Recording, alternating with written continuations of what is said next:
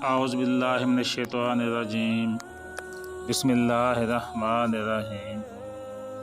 حضرت ابو ہریرہ رضی اللہ تعالی عنہ سے مروی ہے، انہوں نے ایک بار اس حدیث کو مرفوعاً بیان کیا، فرمایا ہر پیر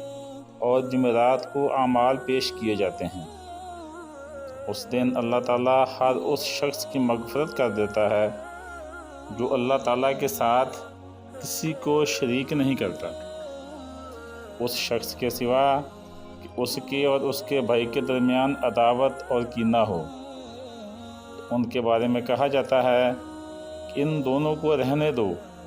یہاں تک کہ یہ آپس میں صلح کر لیں۔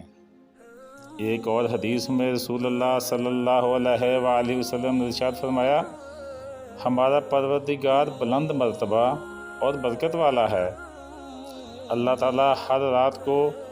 اس وقت آسمان دنیا پر آتا ہے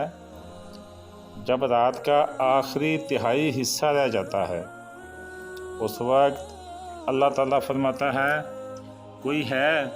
جو مجھ سے دعا کرے کہ میں اس کی دعا قبول کروں، کوئی مجھ سے مانگنے والا ہے کہ میں اسے دوں، کوئی مجھ سے بخشش طلب کرنے والا ہے